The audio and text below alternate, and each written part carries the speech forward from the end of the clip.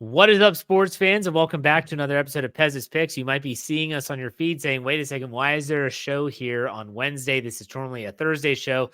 We have a new format where we're going to give you a recap show on Wednesday and then a previewing podcast on Thursday. So shorter shows. Hopefully you'll be checking us out at Pez's Picks. So with that being said, Pez, welcome back. How's it going?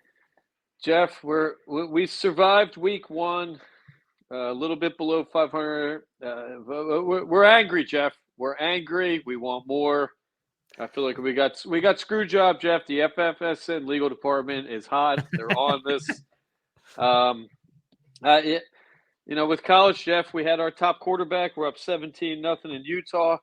They knocked our quarterback into a Gatorade wall, Jeff, which I've never seen. It wasn't a cooler. It was a wall of Gatorade. 5 yards out of bounds, two-hand shove, breaks the freshman's hand. I don't know exactly the injury, Jeff. I haven't checked the report on. He was out of the game. They win, but they didn't score another point. The backup was garbage. Riola, a great quarterback. Dad played in the NFL, and I'm worried about that kid. I think Utah with him, Jeff, if he's healthy, is a team that could sneak up on people. I mean, we were 23-0 when he got knocked out, Jeff. The kid, Yep. Not real. I'm thinking of Nebraska. Cameron Rising, Jeff. Utah. I don't know, Jeff. I don't know. I feel like we've got some. We had some chances to go big NFL. I mean, we'll get to it, Jeff. We'll get to it. We'll get to it. Pearl Jam Saturday, Jeff, in Philadelphia. I want to start by saying I'm re-energized. We had rainbows in the tailgate, Jeff. I don't know how Eddie Vedder does it. The guy created giant rainbows over the link. We did some good footage there. One of the greatest shows ever. They're saying a top 5 show. I got to take my 11-year-old. I don't know if that's better parenting or not, Jeff, but we're recharged. Eddie, we got the magic back into us, and we're going to move on from this week, Jeff. We're still feeling good about our plays. All right. So last week we did struggle, and we entered last week with a 2-1 NCAA record, and we leave at 500 after going 1-2. You mentioned the Utah game, injury to the quarterback. They end up winning, but they don't cover the 14.5 against Baylor. Did not score a point after this hit, Jeff. I think they should arrest. I think it was a linebacker, Cam Rising. The guy was on fire, Jeff. I'm watching that game. I think Utah is a very good team. I mean, he was playing lights out. The hit was really dirty. I mean, it was a flag, but, it didn't change the outcome for the team. But for the gambling, Jeff, we got really boned in that one. So I still think that was the right play. I still think Utah – I didn't check on Rising's. It was his hand. It was an assassination, Jeff. There was an assassination attempt. We need FFSN to report on this. They win. I think Utah's defense is lights out. I do like Baylor, though, Jeff, and that's something we'll be talking about in our coming days. I think Baylor, a little bit more of a scrappy team than kind of their record shows at this point, 1-1. So, we learned a lot from that game. And I think West Coast football, Jeff, it's a trend we're going to be talking about. West Coast college football used to be a laughingstock, right? You weren't competing with the big dogs. We've got better coaching out there. We've got better talent. We've got bigger size on the lines. And I think the SEC, these Pac, what were Pac-10, I don't know what the hell they are now, Jeff, but Washington, Oregon, these teams are for real. Arizona, Utah, Nebraska, these teams are for real. USC, I like it, Jeff. I like it a lot. I like West Coast football. It's fun. All right, well, let's go to Nebraska, Colorado, the primetime game. Coach Prime, Nebraska was giving 7. It was our only win of the week. You mentioned Riola, who's like a Patrick Mahomes lookalike. Unreal, Jeff. But still, Nebraska wins. Colorado doesn't look good. Shadur is leaving the field early, 2 minutes early. I mean, that is a combustible program, in my opinion, but you got it right. Jeff, we loved Nebraska in this situation. I love that team, too. I think that's a little bit of an underrated team. I think they're going to be a little pissed off. They're not in the rankings, Jeff. They beat it. I think Colorado's a solid team. I think Primetime and Primetime Junior, the word is out on them, Jeff. They're looking to go to the NFL. I think Primetime is looking to get an NFL job. I don't know what's going on there, but that team didn't show up. I mean, Nebraska's defense swallowed that offense. Everything that we thought would happen. We've got great coaching on that on the Nebraska team. And Riola, I mean, this kid – his card 185. He had a touchdown. He as a freshman looks like a 25-year-old senior. Jeff, I love this kid. We're going to be looking at him 6'3", 230 as a freshman. Dad was a lineman, I believe, for Detroit for 15 years. A fantastic pedigree family. I think granddad was a coach. We're going to be looking for big things out of Nebraska going forward. Tough place to play as the season goes on. I've never been in Nebraska, but it scares me, Jeff. I watched Children of the Corn in the 80s. Malachi, the red-haired guy with the machete or whatever the hell that sickle was. I think he's at the games, Jeff. So Colorado, we are selling. I don't expect much out of them. I mean, there's thoughts that primetime Dion, he's checked out, Jeff. It's a hard thing. Imagine being primetime, who I argue, Jeff, is maybe the most dominant defensive player in NFL history. He was half the field would be taken out. Now he's got to kiss the ass of 17-year-old high school kids. He ain't doing that, Jeff. That's prime time, okay? The most exciting player ever, he ain't kissing some 17-year-old kid's ass from, Mississippi or Texas or something. So I look for big things from Nebraska. We are looking to play against Colorado. I like his son. I don't know if his game equates to NFL, but big win for us. I love that. I love him, Jeff. We're looking at him again this week. We got numbers to punch, though. You can't get too excited on these teams. Yeah.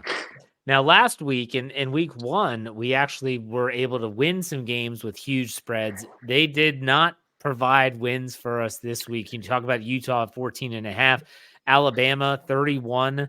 That was a lean over South Florida. I think you ended up taking that game. Does not play out for us.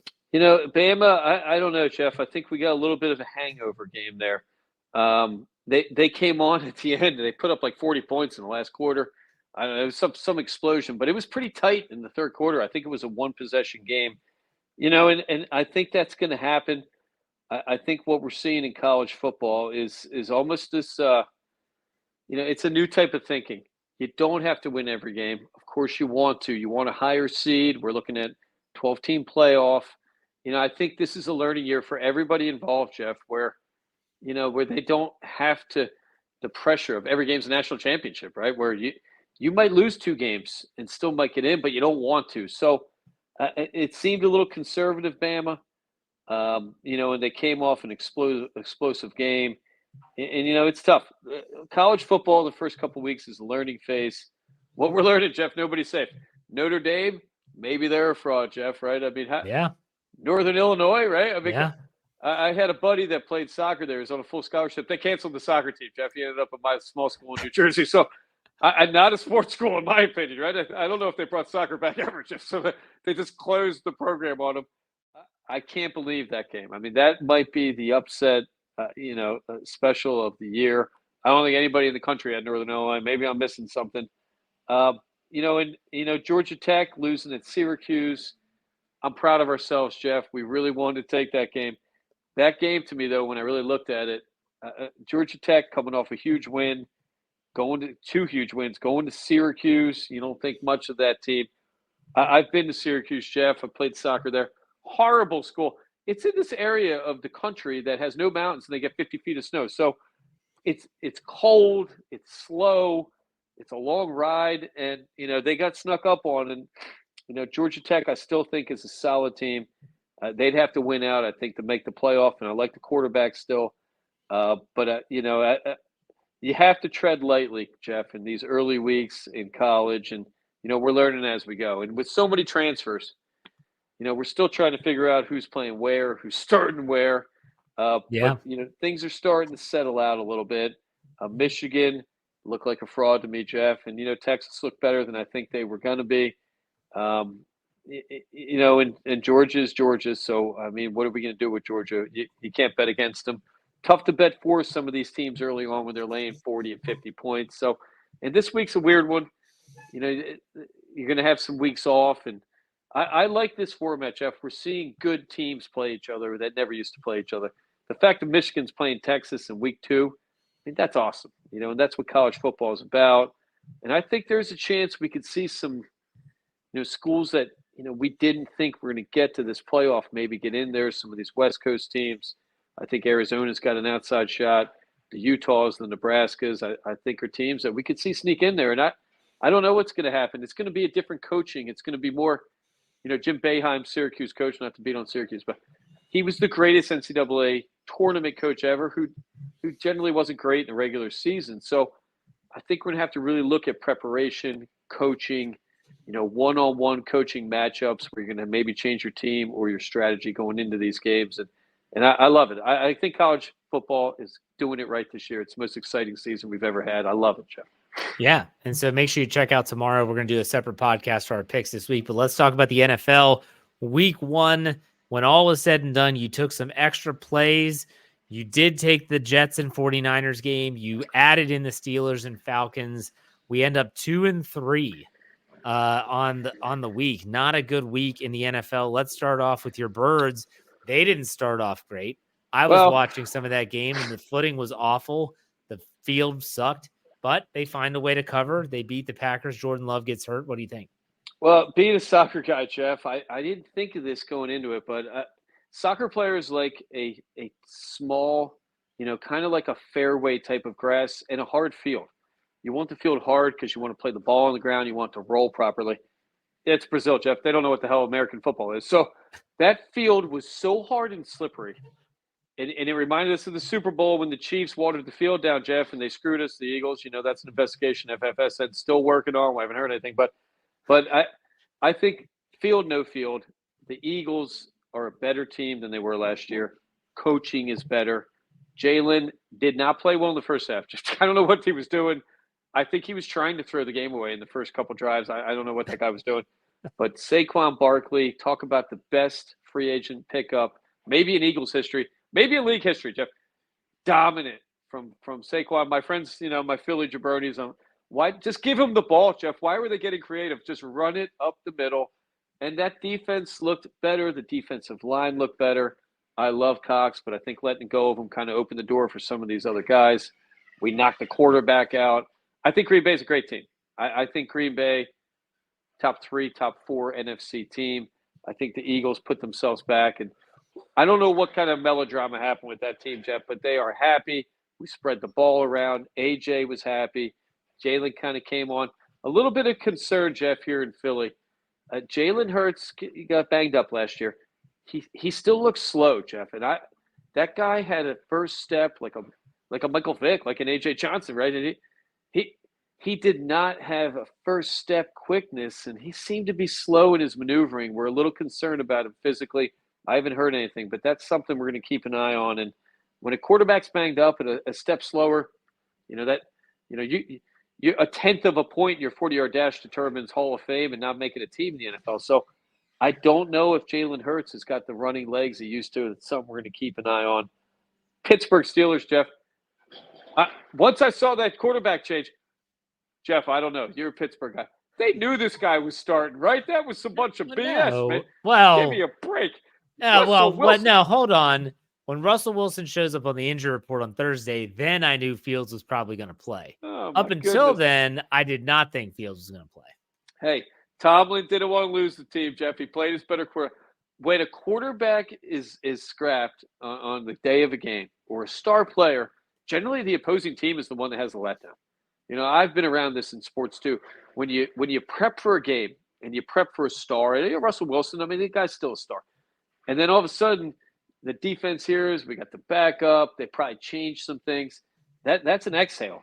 And I'll tell you, Pittsburgh, to me, that defense was fantastic. Kirk Turd Cousins, Jeff, I don't like the guy. They made him look like a rookie. That guy was so confused in that game. I can't wait for this week, Jeff. I love Pittsburgh. I think they get a little bit more offense going.